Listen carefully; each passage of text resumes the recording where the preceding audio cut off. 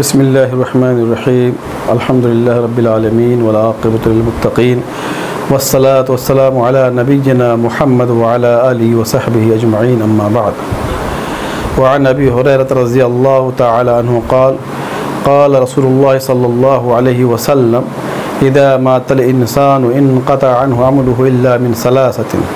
सदक़तिन जारियतिन औ इल्मिन युन्तफ़अ बिही औ वलदिन सालिहिन यदअू लहु। रवाहु मुस्लिम। मुअज़्ज़ज़ नाज़रीन किराम,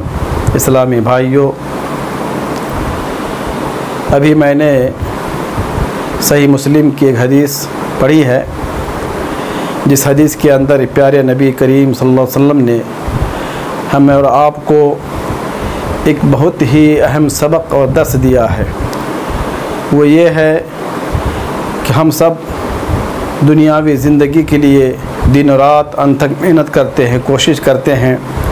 और दुनिया को बनाने के लिए, संवारने के लिए और दुनियावी ज़ेब व ज़ीनत व आराइश को हासिल करने के लिए हम दिन और रात मेहनत में लगे रहते हैं। लेकिन हमें और आपको इससे ज़्यादा कहीं फ़िक्र आखिरत की करनी चाहिए और कब्र की करनी चाहिए कि जिस कब्र में हमारे साथ न हमारा घर होगा, न हमारी दौलत होगी, न हमारे बच्चे होंगे, न हमारे अहबाब व आइज़ा होंगे, न हमारे कोई रिश्तेदार होगा। मेरे भाई, वहाँ पे कब्र में उस अंधेरी कोठरी में अगर कोई चीज़ हमारे लिए बाइस सुकून हो सकती है, बाइस राहत हो सकती है, तो हमारे नेक आमाल है। चुनांच इस हदीस में प्यारे नबी करीम सल्लल्लाहु अलैहि वसल्लम ने हमें उसी कब्र की राहत के लिए, उसी कब्र में सुकून हासिल करने के लिए हमें चंद आमाल की तरफ हमारी रहनुमाई फरमाई है। अल्लाह के नबी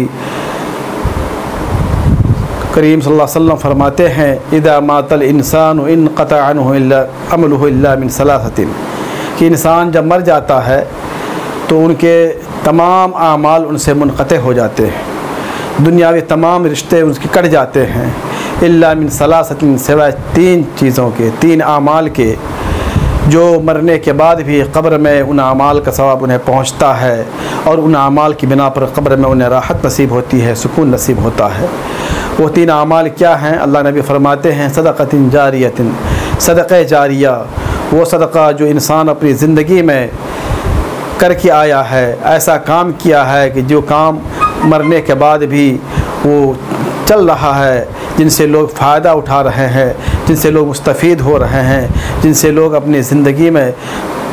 सुकून हासिल कर रहे हैं, तो ऐसा सदक़ा, ऐसा अमल मुर्दे के लिए कब्र में बाइस सुकून है। मसलन किसी ने दरख्त लगवा दिया, लोग उस दरख्त से साया हासिल कर रहे हैं, फल खा रहे हैं। कुआँ खुदवा दिया, कुएँ से सैराबी हासिल कर रहे हैं। मदरसे बनवा दिया, मदरसे में बच्चे पढ़ते हैं। मस्जिदें बनवा दी, मस्जिद में अल्लाह की इबादत होती है। तो ये ऐसे काम है कि जिनको सदक़ा जारिया हदीस के अंदर कहा गया है और जिनका सवाब मुर्दे के लिए क़यामत तक चलता रहेगा। जब तक वो चीज़ें दुनिया के अंदर बाकी रहेंगी, लोग उनसे फ़ायदा उठाते रहेंगे, कब्र में उन आमाल का सवाब मुर्दे को पहुँचता रहेगा। दूसरी चीज़ जो अल्लाह रब्बी ने बयान फरमाई वो है औ इल्मिन युन्तफ़अ लहू,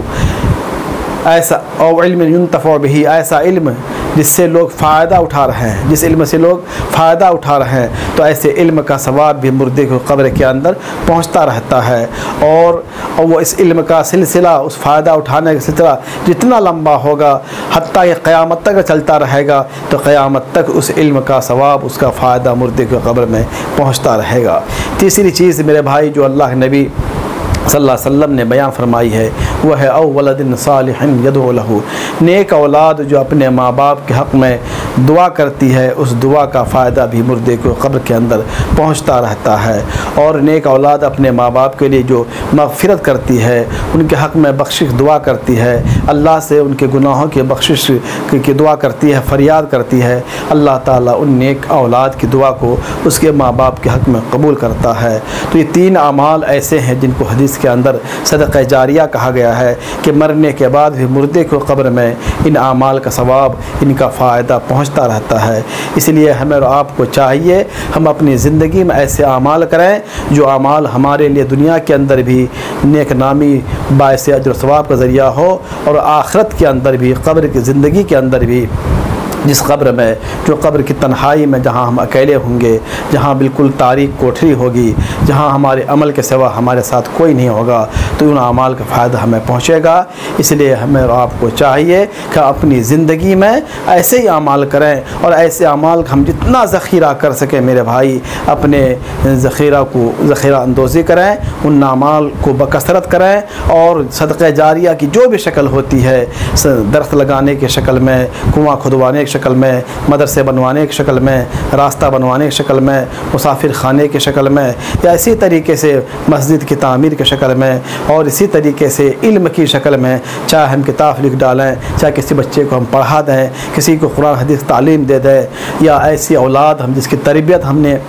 सही तौर पे की है, जिनकी तरबियत हमने दीन की रोशनी में की है, जिनकी तरबियत हमने कुरान हदीस की रोशनी में की है, तो वो औलाद हमारे हक़ में कल क़यामत में भी और उससे पहले क़ब्र में भी हमारे लिए सुकून का ज़रिया होगा, सुकून का बाइस होगा। अल्लाह ताला हम सभी मुसलमानों को ऐसे अमाल करने की तौफ़ीक़ अता फ़रमाए और ऐसे अमाल को ज़्यादा से ज़्यादा हमें अंजाम देने की भी तौफ़ीक़ अता फ़रमाए और ऐसे तमाम अमाल से बचाए जो हमारे लिए दुनिया में भी और आख़िरत में भी ज़िल्लत रुसवाई का सामान बने। आमीन। वस्सलामु अलैकुम रहमतुल्लाहि व बरकातहू।